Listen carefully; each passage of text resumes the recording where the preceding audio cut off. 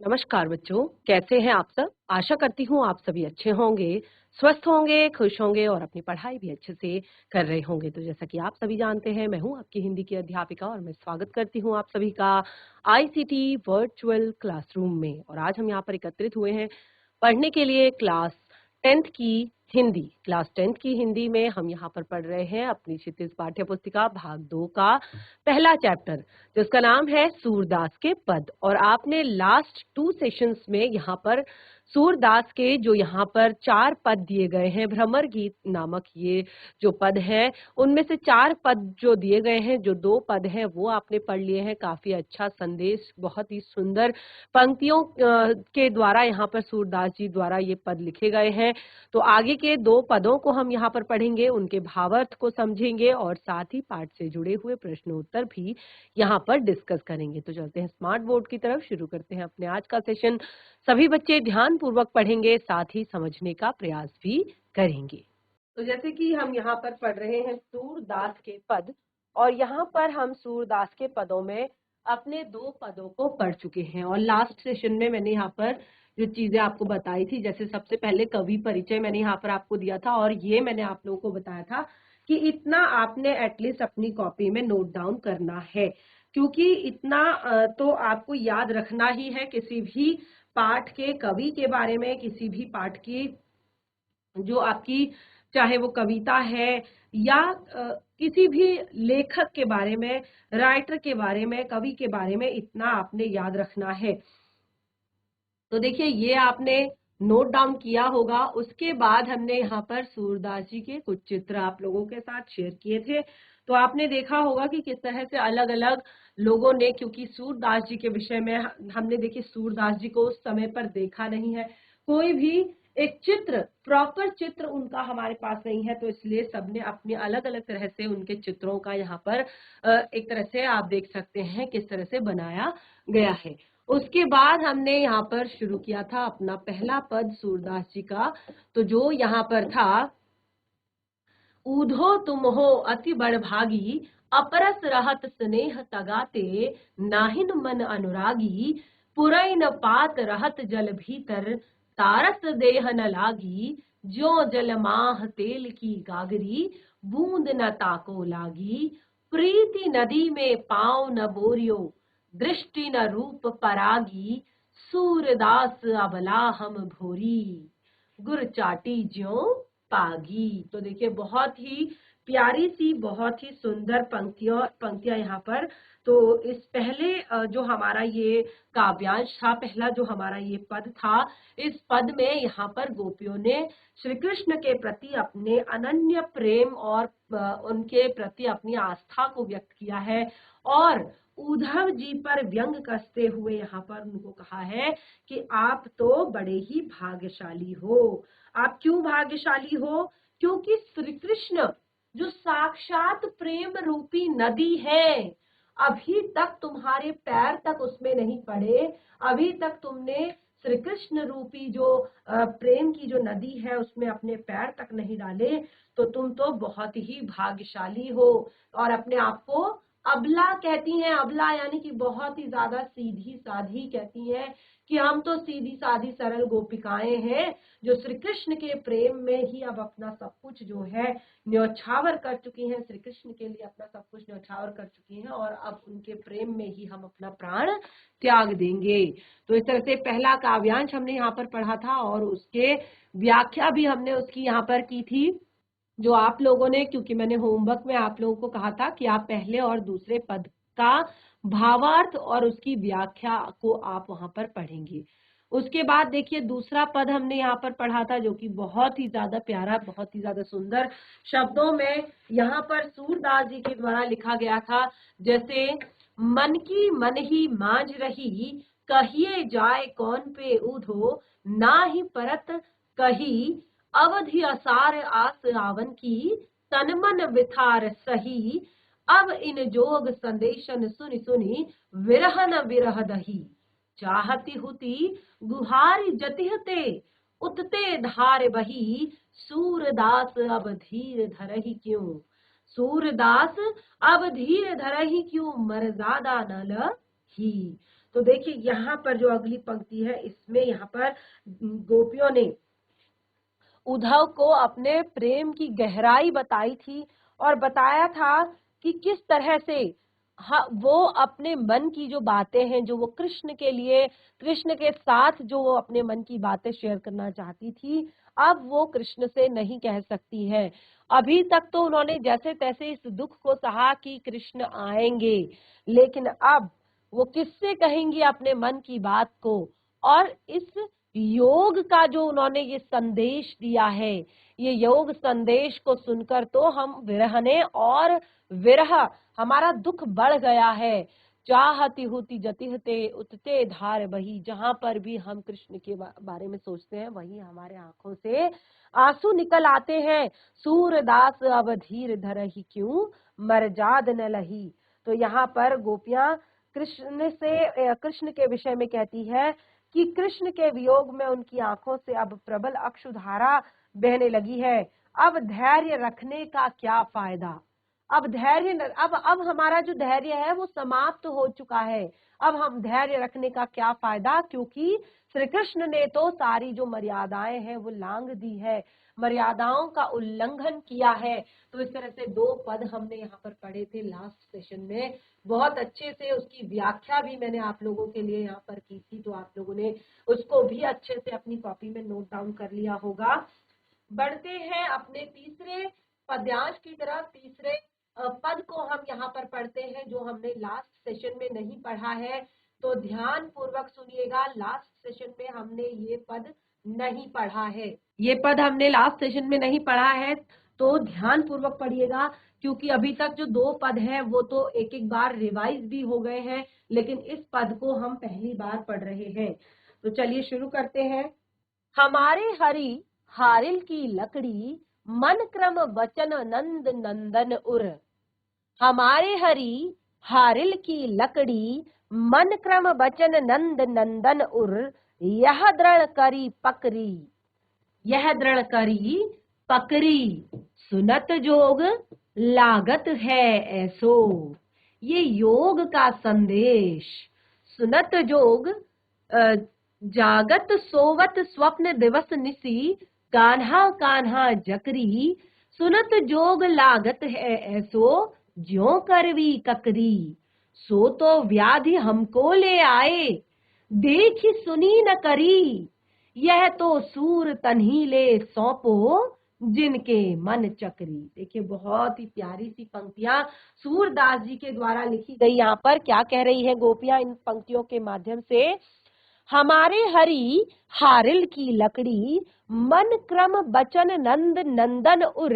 यह दृढ़ करी पकरी, जागत सोवत स्वप्न दिवस निसी, कान्हा कान्हा जकरी। तो पहली पंक्ति सुनिए। देखिए ये जो आपका तीसरा पद है, इसमें गोपियों ने एक तरह से अपने आप को हारिल पक्षी बताया है। अपने आप को हारिल पक्षी, अपनी तुलना हारिल पक्षी से की है, और उसके हाथ में जो लकड़ी है पकड़ी हुई रहती है, उस हारिल पक्षी की लकड़ी बताया है कृष्ण को। और यहाँ पे गोपियां उद्धव जी से उनके योग संदेश को न कहने की बात कह रही हैं कि प्लीज हमें मत बताइए ये योग का संदेश, क्योंकि ज्ञान और योग अब हमारे लिए नहीं है, क्योंकि हम पूरी तरह से प्रेम में डूबे हैं। हम प्रेम में डूबे हैं, तो हमारे लिए ये ज्ञान और योग का संदेश तो बिल्कुल भी सही नहीं है। तो क्या कहती है पहली पंक्ति में, देखिए हमारे हरि हारिल की लकड़ी। देख सकते हैं आप, उद्धव जी बीच में खड़े हैं और गोपिकाएं चारों तरफ से उन्हें घेरे हुए हैं। हमारे हरि हारिल की लकड़ी, मन क्रम वचन नंद नंदन उर। यहाँ पर गोपियां कहती है कि अब उनके लिए, हमारे हरि हारिल की लकड़ी, उनके लिए जो कृष्ण भगवान हैं वो हारिल की लकड़ी के समान है, यानी कि वो अपनी दशा को उस हारिल पक्षी के समान बताती है, जिसे लकड़ी से इतना मोह होता है, इतना मोह होता है कि वो हमेशा उसे अपने पंजों में दबाए रखती है। जो चिड़िया होती है, हारिल नाम का जो पक्षी होता है, वो हम हमेशा अपने पंजों में एक लकड़ी दबाए रखता है। तो गोपियां अब उधर से कहती हैं कि उनकी दशा भी उस हारिल पक्षी के समान हो गई है। अब अपने मन से, कर्म से, वचन से, मन, क्रम, वचन, मन से, कर्म से, वचन से नंद नंदन उर, नंद बाबा के जो नंदन हैं, नंद बाबा के जो लाल हैं, कौन है नंद बाबा के लाल? उर अर्थात हृदय में बसने वाले। कौन है नंद बाबा के हृदय में बसने वाले? नंद, मन, क्रम, वचन, नंद नंदन उर। जो नंद के नंदन है, नंद बाबा के जो नंदन है श्री कृष्ण, उनको हमने अपने मन से, कर्म से, वचन से दृढ़ करके पकड़ा हुआ है। यह दृढ़ करी पकड़ी। तो हमने एक तरह से हमारा मन, हमारा कर्म, हमारा वचन सब कुछ श्री कृष्ण को समर्पित हो चुका है। हम पूरी तरह से कृष्ण को समर्पित हो चुके हैं। जागत सोवत स्वप्न दिवस निसी। जागत अर्थात जगते हुए, सोवत अर्थात सोते हुए, स्वप्न अर्थात सपने में, दिवस अर्थात दिन में, निसी अर्थात रात में। जागत सोवत स्वप्न दिवस निसी, कान्हा कान्हा जकरी। और जब हम पूरी तरह से कृष्ण को समर्पित हो चुके हैं, तो हम जागते हुए, सोते हुए, स्वप्न में, दिन में, रात में केवल कान्हा कान्हा कान्हा जपते रहते हैं। और जब हम इस स्थिति में हैं, तो आपका ये योग संदेश सुनत जोग लागत है ऐसो। इस स्थिति में, इस कंडीशन में, जब हम जागते, सोते, खाते, पीते, स्वप्न में, दिन में, रात में सिर्फ कृष्ण को भजते हैं, सिर्फ कृष्ण को जपते हैं, हमारा मन, हमारा कर्म, हमारा वचन सब कुछ नंद के नंदन का हो चुका है, हमने ये दृढ़ कर लिया है, तो फिर सुनत जोग लागत है ऐसो, जो करवी ककरी। तुम्हारा ये योग का संदेश हमें ऐसा लगता है जैसे कोई कड़वी ककड़ी हमने खा ली हो। आप जब आप लोग सलाद खा रहे होते हैं, तो उस समय पर बड़े चाव से आप लोग सलाद खा रहे होते हैं, बड़े प्रेम से आप लोग सलाद खा रहे होते हैं, और अचानक आपके मुंह में एक कड़वी ककड़ी चली जाती है, तो वो पूरा जो टेस्ट है, यानी कि बहुत मन आपका खराब हो जाता है और आप एकदम से उसे मुंह से निकाल देते हैं। ठीक है, उसको इतना कड़वा वो होता है कि आप उसे अंदर नहीं डाल सकते, बिल्कुल आप मुंह से उसे निकाल देते हैं। तो सुनत जोग लागत है सो, ज्यों करवी ककरी। ऐसा जैसे कड़वी ककड़ी के समान ऐसा लग रहा है कि हमारा मुंह पूरा कड़वा हो गया है तुम्हारे इस योग के संदेश को सुनकर। सूतो व्याधि हमको ले आए। बहुत ही सुंदर कि ये तुम्हारा योग संदेश जो है ये अच्छा नहीं है, बिल्कुल कड़वी ककड़ी के समान है हमारे लिए।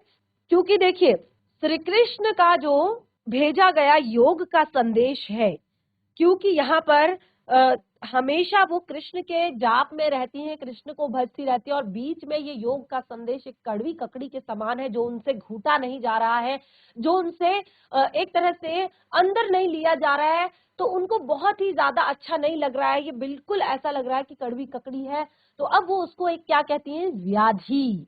सू तो व्याधि हमको ले आए, देखी सुनी न करी। कितनी सुंदर पंक्तियां है, देखिए। ऐसी कौन सी व्याधि अर्थात बीमारी तुम हमारे लिए ले आए, जो देखी सुनी न करी, जो हमने ना कभी देखी है, जो हमने ना कभी सुनी है, जो ना हमने कभी करी है। तो ऐसी बीमारी तुम हमारे लिए ये कौन सी ले आए। अब देखिए आगे की बहुत ही सुंदर पंक्ति है, कहते हैं, यूं तो सूर तिन्ही ले सौंपो, यह तो सूर तिन्ही ले सौंपो, जिनके मन चक्री। गोपियां, सूरदास जी कहते हैं गोपियों के माध्यम से कि वो कहती हैं, हे उद्धव, ये अपनी जो ये ज्ञान की, ये योग का जो ये संदेश है ना, ये उन लोगों को सुनाओ जिनके मन चक्री। अर्थात जिनके मन चंचल हैं, जिनका मन एक जगह पर नहीं रहता, कि उनका मन हमेशा चलायमान है। आज वो मोह में पड़े हैं, कल उनको संसाधनों का लालच है, कल उनको परिवार का लालच है, कल उनको कोई भी चीज से उन्हें संतुष्टि नहीं होती है। अभी यहाँ है तो अभी वहां है, यानी कि एकाग्र नहीं है जिनके मन एकाग्र नहीं है। लेकिन जो गोपियां हैं, क्योंकि देखिए योग करने से क्या होता है, योग साधना से क्या होता है, मेडिटेशन करने से क्या होता है। जब भी आप योग करते हैं, साधना करते हैं, मेडिटेशन करते हैं, तो आपकी एकाग्रता बढ़ती है। बच्चों के लिए खास तौर पर क्लास 10th में आप हैं, अगर आप सुबह के टाइम उठकर जल्दी आधा घंटा भी अगर आप योगा और मेडिटेशन करते हैं, अगर 1 घंटा में से आधा घंटा योगा और आधा घंटा आप मेडिटेशन करते हैं, तो आपकी एकाग्रता बढ़ती है। आपका एक तरह से जो ध्यान केंद्रित कृत होता है। देखिए पढ़ते वक्त क्या होता है, अभी हम पढ़ रहे हैं और दिमाग, अरे आज तो मेरे दोस्त का बर्थडे है, अरे आज तो मुझे शाम को वहां जाना है, अरे मैंने तो स्कूल में ये कहा था, मैंने तो खेलने जाना है, मेरा तो आज क्रिकेट का मैच है। तो अगर आपने बुक खोली भी है और इतनी सारी चीजें आपके दिमाग में चल रही है, तो कोई फायदा नहीं उस पढ़ाई करने का, दिखावा करने से, क्योंकि वो तो एक जस्ट मात्र दिखावा है, वहां पर आपका ध्यान केंद्रित नहीं है। उस बीच आप मुंह से पढ़ भी रहे हैं तब भी, क्योंकि वो ध्यान में नहीं जा रहा है वो। तो अगर आपको अपना मन एकाग्र करना है, तो उसके लिए आपको योग साधना, सुबह के टाइम अगर आप आधा पौना घंटा जल्दी उठ जाते हैं, क्लास 10th के आप बच्चे हैं, और क्लास 10th की ही बात नहीं, इसके बाद आपकी हायर स्टडीज स्टार्ट हो जाएंगी। आपको अपना गोल सेट करना है, अपना एम सेट करना है, आपको अपना सब्जेक्ट चुनना है क्लास 10th के बाद। तो इसके बाद क्या होता है कि हम वही सब्जेक्ट चुनते हैं जिसमें हमारी रुचि होती है और आगे जिसमें हमें कुछ करना होता है। तो उसके लिए केवल शौक में नहीं सब्जेक्ट चुने जाते। जब तक आपका पूरा अच्छा नंबर उसमें नहीं आते, अच्छे परसेंटेज उसमें नहीं आते, तो तब तक आप क्योंकि जब तक आप पढ़ेंगे नहीं, ध्यान नहीं करेंगे, तो तब तक आपको चीजें अच्छे से समझ नहीं आएंगी। तो यह तो सूर तिन्हीं ले सौंपो जिनके मन चक्री, क्योंकि योग मन को एकाग्र करने के लिए उपयोगी होता है। लेकिन गोपियों का मन तो पहले से ही कृष्ण में लगा हुआ है, यानी कि वो एक जगह पर फिट हो चुका है। अब वो कृष्ण से इधर उधर नहीं भटकता, कृष्ण में ही एकाग्र हो चुका है उनका मन। वो कहती हैं कि तुम कुछ भी कर लो, हम अब पूरी तरह से मन से, कर्म से, वचन से, जागते वक्त, सोते वक्त, स्वप्न में, दिवस में, निशी में, हर समय दृढ़ संकल्प के साथ कृष्ण से जुड़े हुए हैं। तो हमें तो इस सब चीजों की जरूरत नहीं है, हमारे मन तो पहले से ही कृष्ण के प्रेम में रत है। इसीलिए हमें ये योग संदेश की आवश्यकता नहीं है। ये योग का संदेश तुम उन्हें सुनाओ जिनके मन चक्री, अर्थात जिनके मन चंचल है। जिनके मन चंचल है उनको तुम ये योग के संदेश सुनाओ। तो देखिए दूसरा हमारा यहाँ पर पद जो है कंप्लीट होता है, इसकी व्याख्या भी हम यहाँ पर पढ़ लेते हैं। तो क्या कहते हैं यहाँ पर अपनी व्याख्या में सूरदास जी, तो महाकवि सूरदास जी द्वारा रचित सूर सागर के 5वें खंड से इस पद में गोपियों ने उद्धव के योग संदेश के प्रति अति अरुचि दिखाते हुए, यानी कि यहाँ पर बिल्कुल भी रुचि नहीं, बिल्कुल भी इंटरेस्ट नहीं है उनको उनके योग संदेश में। तो 5वें खंड से उद्धित इस पद में गोपियों ने उद्धव के योग संदेश के प्रति अरुचि दिखाते हुए कृष्ण के प्रति अपनी अनन्य भक्ति और अनन्य प्रेम को व्यक्त किया है। तो क्या कहती हैं गोपियां, हे उद्धव, कृष्ण तो हमारे लिए हारिल पक्षी की लकड़ी की तरह है। जैसे हारिल पक्षी उड़ते वक्त अपने पैरों में कोई लकड़ी या तिनका हमेशा थामे रहता है। क्यों थामे रहता है? क्योंकि उसको उस तिनके पर भरोसा होता है, उसको उस तिनके का सहारा होता है। वो उस तिनके पर विश्वास करता है कि मुझे ये कभी गिरने नहीं देगा, मुझे ये कभी एक तरह से कोई नुकसान नहीं होने देगा। तो वो उस तिनके को थामे रहता है और उसे विश्वास है कि ये लकड़ी उसे गिरने नहीं देगी। ठीक उसी प्रकार कृष्ण भी हमारे जीवन का आधार है, यानी कि हमारा जीवन तो उन्हीं पर टिका हुआ है। और हमने अपने मन से, कर्म से, वचन से नंद बाबा के पुत्र अर्थात नंदन कृष्ण को अपना मान लिया है, अपना सब कुछ मान लिया है। तो जागते वक्त, सोते वक्त, सपने में, दिन में, रात में, बस हमारा मन जो है वो कृष्ण कृष्ण का ही जाप करता रहता है। हे कृष्ण, हम कृष्ण की दीवानी गोपियों को तुम्हारा यह योग संदेश कड़वी ककड़ी के समान त्याज्य लग रहा है, यानी कि त्यागने योग्य लग रहा है। हमें तो कृष्ण के प्रेम का रोग लग चुका है, हमें तो कृष्ण के प्रेम का रोग लगा हुआ है। अब तुम्हारे कहने पर ये योग का रोग नहीं लगा सकते हम। यूं तो व्याधि, ये कौन सी बीमारी तुम नई हमारे लिए लेकर आए? हम तो पहले से ही कृष्ण के प्रेम का रोग लगा चुके हैं, तो ये नई बीमारी हम अपने ऊपर नहीं ले सकते, क्योंकि इसके बारे में ना तो हमने कभी सुना है, ना हमने इसे देखा है, ना ही हमने इसे कभी भोगा है। इसीलिए हमारे लिए यह ज्ञान का मार्ग सर्वथा अनजान है, यानी कि हमने कभी ये योग और ज्ञान साधना कभी नहीं की, तो ये हमारे लिए सर्वथा अनजान है। ये ज्ञान आप ऐसे लोगों को बांटिए, ये ज्ञान आप ऐसे लोगों को बांटिए कि जिनका मन एकाग्र नहीं है, जिनका मन चंचल है, जो किसी एक के प्रति आस्थावान नहीं है। देखिए कितनी बढ़िया यहाँ पर लाइन लिखी हुई है कि जो किसी एक के प्रति आस्थावान नहीं है। देखिए हम कहते हैं कि हम शिव जी को मानते हैं, हम कृष्ण जी को मानते हैं, हम राम जी को मानते हैं, तो देखिए आप मुंह से कह देते हैं हम मानते हैं, लेकिन आप अपनी श्रद्धा, अपनी भक्ति को दिखा नहीं पाते, क्योंकि आपके मन में एकाग्रता नहीं है। आपके मन में एकाग्रता नहीं है, क्योंकि हमारे देश में हमारे चाहे विष्णु अवतार, चाहे कृष्ण अवतार हो, चाहे राम अवतार हो, चाहे वामन अवतार हो, चाहे नरसिंह अवतार हो, ये सारे अवतार किसके हैं? भगवान विष्णु के हैं। शिव जी के, देखिए शिव जी का जो हनुमान जी का जो रूप है वो भी शिव जी है, ठीक है। तो इस तरह से ये भगवान के रूप है। तो अगर आप एकाग्र होकर अगर पूजते हैं तो आपको सभी देवता एक सा फल देंगे, लेकिन सभी को चाहिए आपकी एकाग्रता, आपकी निस्वार्थ आस्था, आपका निस्वार्थ भाव से पूजन सभी को चाहिए। तो अंतिम चौथा पद हमारे यहाँ पर पढ़ लेते हैं, तो फटाफट से इसको रीड करेंगे और मैं आशा करती हूँ कि आपको पहले जो हमने पढ़ा पद वो समझ आ गया होगा अच्छे से। पद 4 है, हमारे हरि, हरि है राजनीति पढ़ी आए, हरि है राजनीति पढ़ी आए, समुझी बात कहत मधुकर के समाचार सब पाए। हरि है राजनीति पढ़ आए, समुझी बात कहत मधुकर के समाचार सब पाए, एक अति चतुर हुते पहले ही। देखिए बहुत ही प्यारी पंक्तियां यहाँ पर कह रही हैं गोपियां कृष्ण के लिए। एक अति चतुर हुती पहले ही, अब गुरु ग्रंथ पढ़ाए, बड़ी बुद्धि जानी जो उनकी, जोग संदेश पठाए।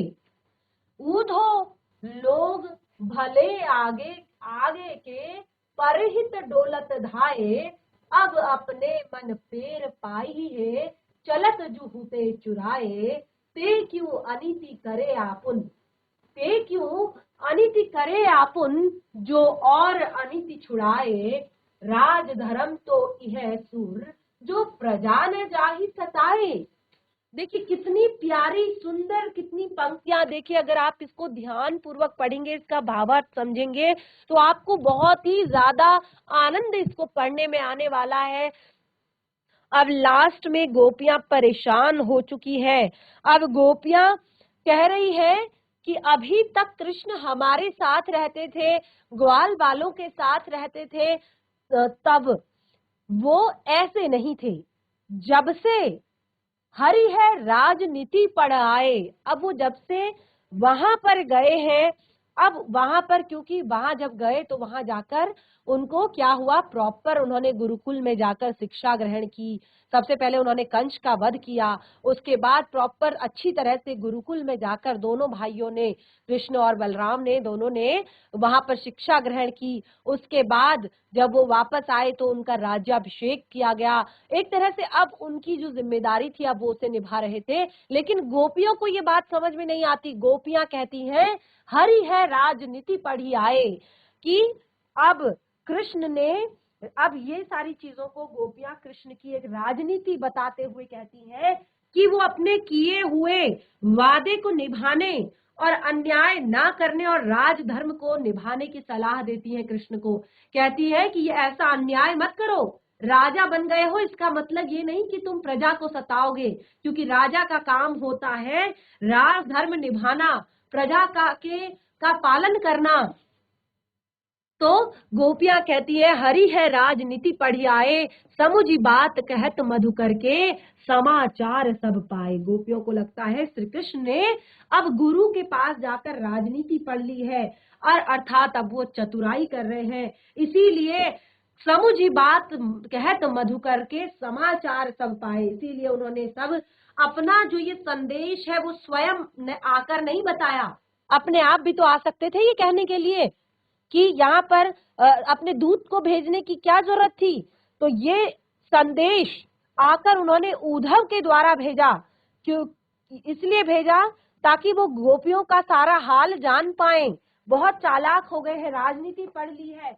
एक अति चतुर होते पहले ही, एक तो गोपियों के अनुसार कृष्ण पहले से ही चतुर थे। आप सभी को पता है कि कृष्ण कितनी ज्यादा नटखट थे, कितने ज्यादा चतुर थे, किस तरह से वो माखन चुराया करते थे, किस तरह से वो गोपियों के वस्त्र चुरा लिया करते थे, किस तरह से वो सबकी नाक में दम किए रहते थे। तो गोपियां कहती हैं एक अति चतुर होते पहले ही, एक तो ये पहले से ही बहुत चालाक है, अब गुरु ग्रंथ पढ़ाए। और अब तो इन्होंने गुरु ग्रंथ पढ़ लिए हैं, अब तो इन्होंने गुरु के पास जाकर शिक्षा ग्रहण कर ली है, बड़ी बुद्धि जानी जो उनकी।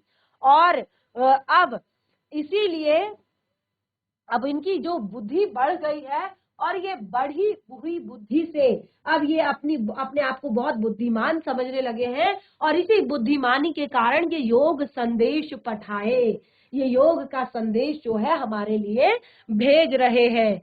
ऊधो लोग भले आगे के, ऊधो भले ही गोपियों को लगता है कि श्री कृष्ण को अपना जो मन है वो अब मन फेर लेना चाहिए, क्योंकि श्री कृष्ण अब वैसे नहीं रह गए जैसे वो पहले थे। अब अपने मन फेरे पाई, चलत जूहुते चुराई, क्योंकि अब उन्हें अपना मन भी फेर लेना चाहिए, अपना मन बदल लेना चाहिए, क्योंकि अब कृष्ण वैसे नहीं रहे जैसे वो पहले थे। जितना प्यार वो गोपियों से पहले करते थे, जितना प्रेम वो गोपियों से पहले करते थे, गोपियों को बांसुरी सुनाया करते थे, अब वो वैसे नहीं रहे। ते क्यों अनिति करे आपुन, ते क्यों अनिति करे आपुन, और जे अनिति छुड़ाए, राज धर्म तो ही सूर जो प्रजा न जाहि सताए। तो यहाँ पर गोपियां कहती हैं कि अब उनके साथ जो ये अन्याय हुआ है, जो हमारे साथ ये अन्याय हुआ है, ये और जे और अनीति छुड़ाए, ये जितनी भी अनीति, जितने भी अत्याचार कर रहे हैं, ये इनसे छुड़वा दीजिए। क्यों छुड़वा दीजिए?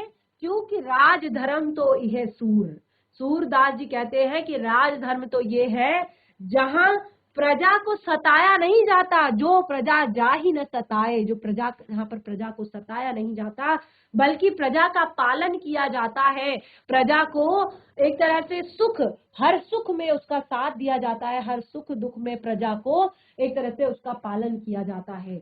तो यहाँ पर चौथा हमारा जो काव्यांश है वो भी क्लियर होता है। इसकी व्याख्या देख सकते हैं आप, यहाँ पर हमने की है उद्धव जी द्वारा कृष्ण के संदेश को सुनकर तथा उनके मंतव्य को जानकर अब गोपियों को बहुत ज्यादा दुख हुआ है, और गोपियां बात करती है और व्यंग पूर्वक कहती है कि कृष्ण पहले से ही बहुत चालाक थे, लेकिन अब तो राजनीति के कारण वो मथुरा गए हैं और राजनीति शास्त्र में भी उन्होंने महारत हासिल कर लिया है, और अब हमारे साथ राजनीति कर रहे हैं।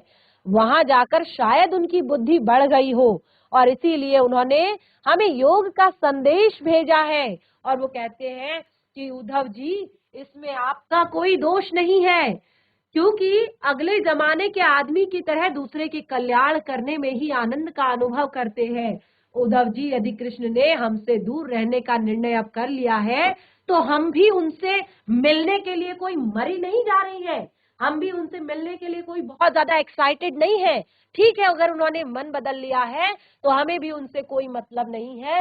अब कृष्ण से जब कृष्ण जो है हमारा जो मन मथुरा जाते वक्त अपने साथ लेकर गए थे, उनसे साफ साफ शब्दों में कह दीजिए कि हमारा मन वापस कर दें।